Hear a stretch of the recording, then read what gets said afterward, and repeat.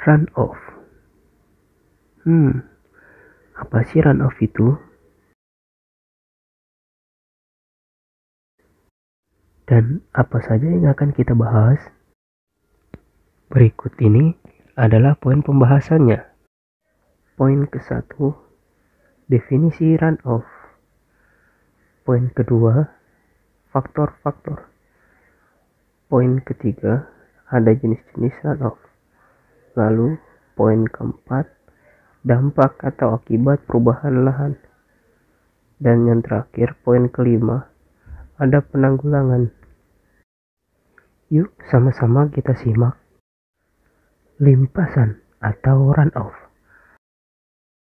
Limpasan itu sendiri adalah bagian dari siklus hidrologi.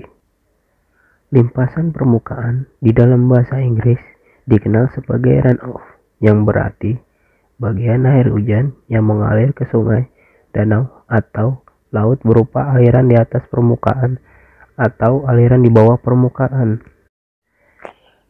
Akan tetapi, di dalam hidrologi, istilah runoff dipergunakan untuk aliran di permukaan bumi, bukan aliran di bawah permukaan.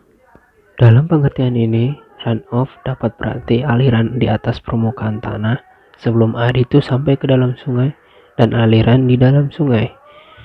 Sehingga limpasan permukaan didefinisikan air yang jatuh langsung atau hujan di permukaan bumi. Faktor-faktor terjadinya runoff. Faktor meteorologi. Faktor ini sendiri terbagi menjadi 3 jenis.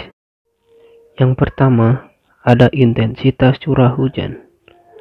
Pengaruh intensitas curah hujan pada limpasan permukaan tergantung dari kapasitas infiltrasi. Jika intensitas curah hujan melampaui kapasitas infiltrasi, maka besarnya limpasan akan segera meningkat sesuai dengan peningkatan intensitas curah hujan.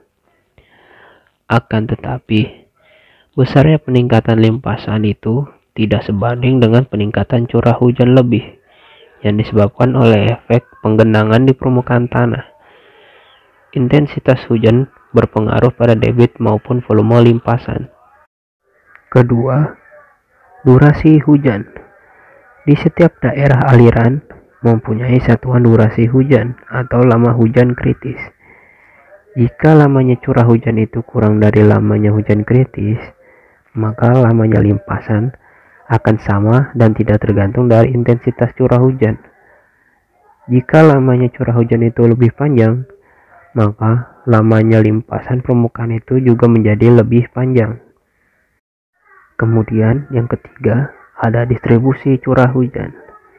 Jika kondisi-kondisi seperti topografi, tanah, dan lain-lain di seluruh daerah pengaliran itu sama, dan umpamanya jumlah curah hujan itu sama, maka curah hujan dan distribusinya merata yang mengakibatkan debit puncak yang minimum.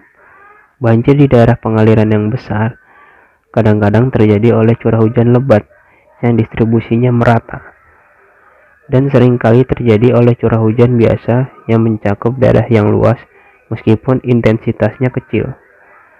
Sebaliknya, di daerah pengaliran yang kecil, debit puncak maksimum dapat terjadi oleh curah hujan lebat dengan daerah hujan yang sempit.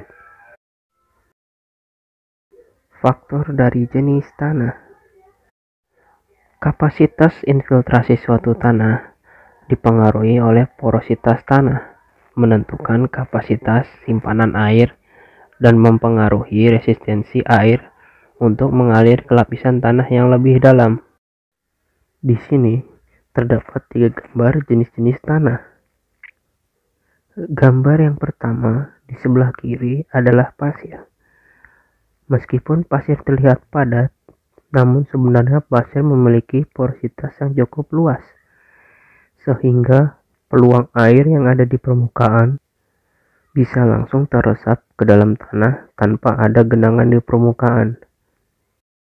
Yang kedua ada lanau atau campuran pasir, tanah, dan batuan. Meskipun memiliki ruang porositas yang cukup, namun jenis tanah ini tidak semaksimal meresap air di permukaan seperti tanah jenis pasir. Lalu yang ketiga ada lempung atau tanah liat. Jenis tanah ini cukup sulit untuk air dapat meresap dan kemungkinan di atas permukaan akan menimbulkan genangan karena air yang sulit untuk meresap ke dalam tanah. Faktor kemiringan tanah. Pengamatan pada petak-petak ukuran off menunjukkan bahwa petak-petak pada lereng yang curam menghasilkan runoff lebih banyak dibanding dengan petak-petak pada lereng yang landai. Selain itu, jumlah runoff menurun dengan meningkatnya panjang lereng. Faktor vegetasi. Vegetasi biasa dilakukan oleh ilmuwan ekologi untuk mempelajari kemelimpahan jenis serta kerapatan tumbuh-tumbuhan pada suatu tempat. Penyebaran tumbuhan ditentukan oleh faktor geologis, geografis seperti ketinggian dan garis lintang, dan curah hujan.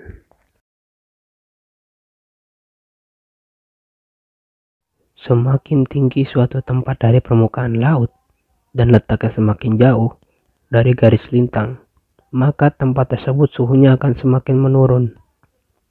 Vegetasi itu sendiri dibedakan menjadi 3. Yang pertama, vegetasi kerapatan tinggi. Di lahan yang vegetasi kerapatannya tinggi, memungkinkan waktu kesempatan air untuk terserap ke tanah sangat cepat, dikarenakan akar-akar pohon membantu penyerapan di dalam tanah yang berdekatan. Kedua, vegetasi kerapatan sedang. Pada daerah ini, waktu kesempatan air untuk terserap atau menguap tidak akan secepat yang area vegetasinya rapat. Karena tumbuhan yang hidup di daerah ini tidak sebanyak pada area dengan vegetasi yang kerapatannya tinggi. Akan tetapi, air di permukaan tanah masih memiliki kesempatan menguap atau terserap ke dalam tanah. Dan yang ketiga, vegetasi kerapatan rendah. Pada area ini, air di permukaan akan sangat dominan bergerak karena tidak adanya tumbuhan yang menghalangi air tersebut untuk menguap atau terserap ke dalam tanah, apalagi ditambah dengan kondisi tanah yang miring. Jenis-jenis runoff.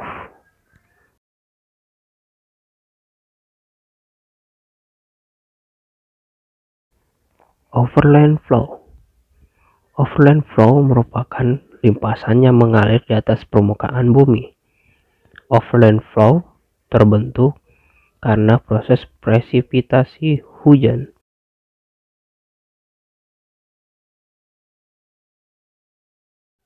Trough flow. Trough flow sendiri merupakan limpasan yang mengalir pada lapisan tanah atau lapisan batuan.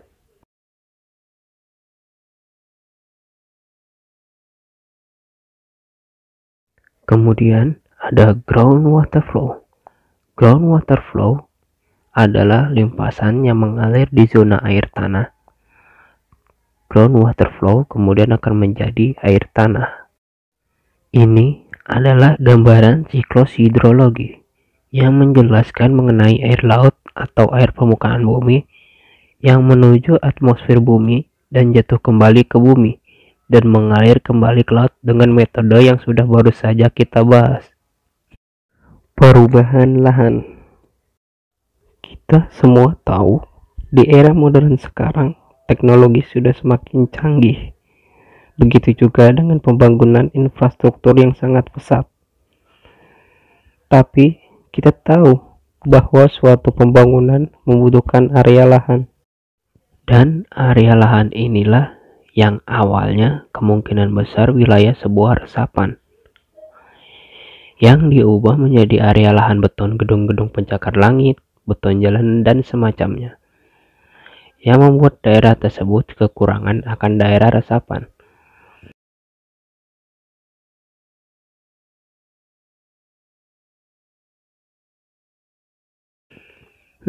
Lihat. Ini adalah salah satu gambaran akibat dari perubahan lahan dari area resapan menjadi beton jalanan. Sedih melihatnya ya. Seperti peribahasa berani berbuat, berani bertanggung jawab. Apapun yang sudah kita perbuat, haruslah kita berani bertanggung jawab untuk terus menjaga alam dengan cara mencari sebuah solusi atau penanggulangan. Zeros atau Zero Runoff System merupakan salah satu upaya konservasi air dengan cara meresapkan runoff ke dalam tanah. Menggunakan bangunan peresapan untuk mewujudkan sistem tata air yang berkelanjutan. Parameter keberhasilan zeros dalam mengurangi runoff berupa perbedaan kadar air tanah sebelum dan sesudah penerapan zeros.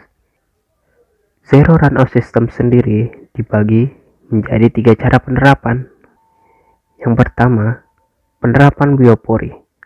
Lubang biopori berfungsi untuk meresapkan air ke dalam tanah, dan besarnya air yang dapat diresapkan tergantung juga dari jenis tanah, kedalaman muka air tanah, dan pertumbuhan mikroorganisme akibat proses pengoplosan sampah organik. Yang kedua, penerapan sumur resapan. Sumur resapan adalah salah satu rekayasa teknik konservasi air berupa bangunan yang dibuat sedemikian rupa sehingga menyerupai bentuk sumur gali dengan kedalaman tertentu, yang berfungsi sebagai tempat penampung air hujan yang jatuh di atas atap rumah atau daerah kedap air yang meresapkannya ke dalam tanah. Yang ketiga, penerapan penangkar hujan. Ini merupakan bentuk metode penerapan zero runoff system dengan cara berbeda, yang tidak diresapkan ke dalam tanah, melainkan dengan cara menampung air hujan di dalam sebuah drum besar sebagai simpanan air bersih yang sudah melalui proses penyaringan. Oke, ini semua adalah sedikit pembahasan tentang runoff. Semoga bermanfaat. Terima kasih.